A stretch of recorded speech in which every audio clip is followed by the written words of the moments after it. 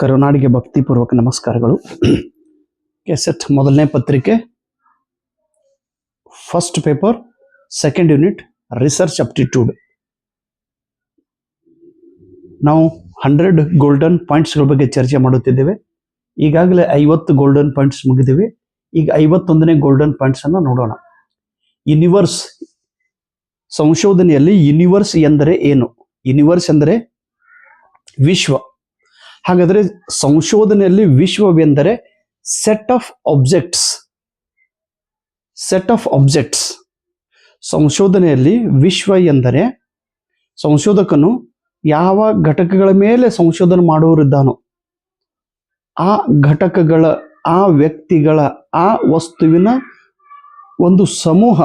ಇದಕ್ಕೆ ಯೂನಿವರ್ಸ್ ಎಂದು ಕರೆಯುತ್ತಾರೆ. ಸ್ಯಾಂಪ್ಲಿಂಗ್ ಫ್ರೇಮ್, ಮಾದರಿಯ ಚೌಕಟ್ಟು. ಸಂಶೋಧಕನು ಯಾವ ಮಾದರಿಯನ್ನು ಆಯ್ಕೆ ಮಾಡಬೇಕು ಎಂದು ಸೋರ್ಸ್ ಲಿಸ್ಟದ ಆಧಾರದ ಮೇಲಿಂದ ಆಯ್ಕೆ ಮಾಡುತ್ತಾನೆ. ಈ ಸೋರ್ಸ್ ಲಿಸ್ಟಕ್ಕೆ ಸ್ಯಾಂಪ್ಲಿಂಗ್ ಫ್ರೇಮ್ ಎಂದು ಕರೆಯುತ್ತಾರೆ. ಸ್ಯಾಂಪ್ಲಿಂಗ್ ಎರರ್, ಮಾದರಿಯ ದೋಷ. ಸ್ಯಾಂಪಲ್ ಮತ್ತು ಪಾಪ್ಯುಲೇಷನ್, ಮಾದರಿ ಮತ್ತು ಜನಸಂಖ್ಯೆಯಲ್ಲಿ ಕಂಡುಬರುವ ದೋಷಕ್ಕೆ ಸ್ಯಾಂಪ್ಲಿಂಗ್ ಎರರ್ ಎಂದು ಕರೆಯುತ್ತಾರೆ. ಸ್ಯಾಂಪಲ್ದಲ್ಲಿ 2 ಪ್ರಕಾರಗಳು, ಒಂದು ಪ್ರೊಬ್ಯಾಬಿಲಿಟಿ ಸ್ಯಾಂಪ್ಲಿಂಗ್, ಇನ್ನೊಂದು ನಾನ್ ಪ್ರೊಬ್ಯಾಬಿಲಿಟಿ ಸ್ಯಾಂಪ್ಲಿಂಗ್. ಪ್ರೊಬ್ಯಾಬಿಲಿಟಿ ಸ್ಯಾಂಪ್ಲಿಂಗಕ್ಕೆ ನಾವು ಕನ್ನಡದಲ್ಲಿ ಸಂಭವನೀಯ ಮಾದರಿ ಎಂದು ಕರೆಯುತ್ತೇವೆ. ಇದರಲ್ಲಿ ಆಯ್ಕೆಯಾಗುವ ಪ್ರತಿಯೊಂದು ಘಟಕವು ಸಮಾನ ಅವಕಾಶ ಹೊಂದಿರುತ್ತವೆ. ಆಯ್ಕೆಗಾಗಿ ಸಮಾನ ಅವಕಾಶ ಹೊಂದಿರುತ್ತವೆ. Equal chance to be selected. Participant ಆಯ್ಕೆ ಮಾಡಿಕೊಳ್ಳುವಾಗ ಪ್ರತಿಯೊಂದು ಘಟಕದ ಮೇಲೆ ಸಮಾನ ಅವಕಾಶ ಇರುತ್ತದೆ, ಆಯ್ಕೆಯಾಗುವಂತ ಸಮಾನ ಅವಕಾಶ. ಇದರಲ್ಲಿ simple random sampling, cluster sampling, stratified sampling, systematic sampling ಮತ್ತು ಮಲ್ಟಿ ಸ್ಟೇಜ್ ಸ್ಯಾಂಪ್ಲಿಂಗ್, ಹೀಗೆ ಪ್ರಕಾರಗಳಾದವು. ಸಿಂಪಲ್ ರ್ಯಾಂಡಮ್ ಸ್ಯಾಂಪ್ಲಿಂಗ್ ಕ್ಕೆ ನಾವು ಸರಳ ಯಾದೃಚ್ಛಿಕ ಮಾದರಿ ಎಂದು ಕರೆಯುತ್ತೇವೆ. ಇದರಲ್ಲಿ ಆಯ್ಕೆಯಾಗುವ ಪ್ರತಿಯೊಂದು ಘಟಕವು ಸಮಾನ ಅವಕಾಶ ಹೊಂದಿರುತ್ತವೆ. ಉದಾಹರಣೆ ಲಾಟರಿ ಮೆಥಡ್. ನಾವು ಲಾಟರಿ ಆಯ್ಕೆ ಮಾಡುವಾಗ ಪ್ರತಿಯೊಂದು ಮೇಲೆ ಈಕ್ವಲ್ ಚಾನ್ಸ್ ಇರ್ತದೆ, ಅದರೊಳಗಿಂದ ಒಂದು ನಾವು ಆಯ್ಕೆ ಮಾಡಿಕೊಳ್ಳುತ್ತೇವೆ. ಕ್ಲಸ್ಟರ್, ಗುಂಪು ಆಧಾರಿತ ನಮೂನೆ, ಕ್ಲಸ್ಟರ್ ಸ್ಯಾಂಪ್ಲಿಂಗ್. ಸಿಸ್ಟಮೆಟಿಕ್ ಸ್ಯಾಂಪ್ಲಿಂಗ್, ಒಂದು ಕ್ರಮಬದ್ಧವಾಗಿ ಒಂದು ನಿರ್ದಿಷ್ಟ ಕಾಲಾವಧಿ ನಂತರ ಒಂದೊಂದು ಘಟಕವನ್ನು ಆಯ್ಕೆ ಮಾಡಿಕೊಳ್ಳುವ ಒಂದು ಮಾದರಿಗೆ ಸಿಸ್ಟಮೆಟಿಕ್ ಸ್ಯಾಂಪ್ಲಿಂಗ್ ಎಂದು ಕರೆಯುತ್ತೇವೆ. ಸ್ಟ್ರಾಟಿಫೈಡ್, ಸ್ತರೀಕೃತ ಮಾದರಿ. ಇದಕ್ಕೆ ನಾವು ಒಂದು ಡಿವಿಷನ್ ಅನ್ನ ಆಯ್ಕೆ ಮಾಡಿ ಆ ಡಿವಿಷನ್ ಮೇಲೆ ನಾವು ಸಂಶೋಧನೆ ಮಾಡೋದು. ಡಿವಿಷನ್ನೇ ಒಂದು ಸ್ಯಾಂಪಲ್ ಆಗಿ ಆಯ್ಕೆ ಮಾಡಿಕೊಳ್ಳೋದು. ನಾನ್ ಪ್ರೊಬ್ಯಾಬಿಲಿಟಿ, ಅಸಂಭವನೀಯ ಮಾದರಿಗಳು. ಸಂಶೋಧಕನು ಒಂದು ಮಾದರಿಯನ್ನು ಆಯ್ಕೆ ಮಾಡಿಕೊಳ್ಳುವಾಗ ಉದ್ದೇಶಪೂರ್ವಕವಾಗಿ ತನಗೆ ಅನುಕೂಲ ಆಗುವ ಹಾಗೆ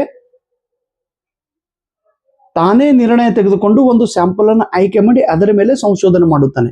ಇದಕ್ಕೆ ನಾನ್ ಪ್ರೊಬ್ಯಾಬಿಲಿಟಿ ಸ್ಯಾಂಪ್ಲಿಂಗ್ ಎಂದು ಕರೆಯುತ್ತೇವೆ.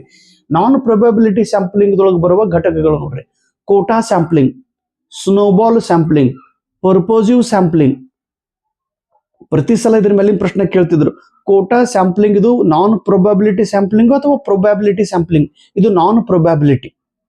ಕೋಟಾ ಸ್ಯಾಂಪ್ಲಿಂಗ್ ಎಂದರೆ ನೋಡ್ರಿ, ಇದ್ರೊಳಗಿನ ಪ್ರಕಾರಗಳು ಇವೆಲ್ಲ ನೆನ್ಪಿಡ್ರಿ: quota sampling, snowball sampling, purposive sampling ಮತ್ತು ಕನ್ವೆನಿಯನ್ಸ್ ಸ್ಯಾಂಪ್ಲಿಂಗ್. ನಾನ್ ಪ್ರೊಬ್ಯಾಬಿಲಿಟಿಯ ಪ್ರಕಾರಗಳು. ಪ್ರತಿ ಸಲ ಇದ್ರ ಮೇಲಿನ ಪ್ರಶ್ನೆ ಕೇಳುತ್ತಾರೆ, ದಯವಿಟ್ಟು ನೆನ್ಪಿಡ್ರಿ. ನಾನು 80 ಎಕ್ಸಾಮ್ದೊಳಗೆ ಏನಿಲ್ಲ ಒಂದು 50 ಬಾರಿ ಇದ್ರ ಮೇಲಿನ ಪ್ರಶ್ನೆ ಕೇಳಿದ್ರು. ಕೋಟಾ ಸ್ಯಾಂಪ್ಲಿಂಗ್ ಇದು ಯಾವ ಪ್ರಕಾರದ ಸ್ಯಾಂಪ್ಲಿಂಗ್ ಆಗಿದೆ, ಪ್ರೊಬ್ಯಾಬಿಲಿಟಿ ಅಥವಾ ನಾನ್ ಪ್ರೊಬ್ಯಾಬಿಲಿಟಿ?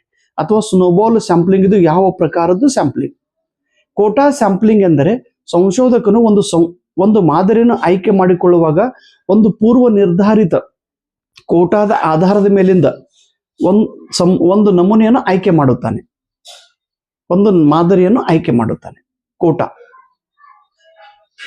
ಸ್ನೋಬಾಲ್ ಸ್ಯಾಂಪ್ಲಿಂಗ್, ಸಂಶೋಧಕನು ಸಂಶೋಧನೆ ಮಾಡುವಾಗ ಒಂದು ಸ್ಯಾಂಪಲ್ ಅನ್ನು ಆಯ್ಕೆ ಮಾಡಿಕೊಳ್ಳಬೇಕಾಗ್ತದೆ. ಆದ್ರೆ ಯಾವ ಸ್ಯಾಂಪಲ್ ಅನ್ನು ಆಯ್ಕೆ ಮಾಡಿಕೊಳ್ಳೋದು ಅವನಿಗೆ ಗೊಂದಲ ಇರುತ್ತದೆ.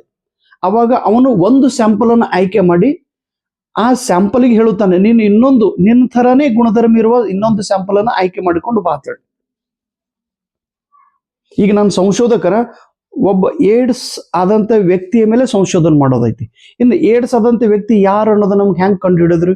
ಹಾಗೂ ಪ್ರಯತ್ನ ಮಾಡಿ ಒಬ್ಬ ವ್ಯಕ್ತಿಯನ್ನ ಕಂಡು ಹಿಡಿದು ಆ ವ್ಯಕ್ತಿಗೆ ಹೇಳೋದು, ಏಡ್ಸ್ ಇರುವಂತ ಇನ್ನೊಬ್ಬ ವ್ಯಕ್ತಿಯನ್ನ ನೀನೇ ಕರೆದುಕೊಂಡು ಬರಬೇಕು. ಯಾಕಂದ್ರೆ ನಾವು ಪ್ರತಿಯೊಬ್ಬರು ಮನೆಗೆ ಕೇಳೋಕ್ ಸಾಧ್ಯ ಇಲ್ಲ. ಅದು ಏಡ್ಸ್ ಆದಂತ ವ್ಯಕ್ತಿಗೆ ಗೊತ್ತಿರ್ತಾರೆ ಮತ್ತೆ ಇಲ್ಲಿ ಯಾರ್ಯಾರಿಗೆ ಏಡ್ಸ್ ರೋಗ ಆಗಿದೆ ಅಂತ. ಒಂದು ಉದಾಹರಣೆ ಅಂತ ಹೇಳಿ ಕರೀತಾ ಇದ್ದೀನಿ. ಆ ಸ್ಯಾಂಪಲ್ ಇನ್ನೊಂದು ಸ್ಯಾಂಪಲ್ ಸ್ವತಃ ಸೆಲೆಕ್ಟ್ ಮಾಡುತ್ತಾನೆ. Snowball sampling. ಧನ್ಯವಾದ.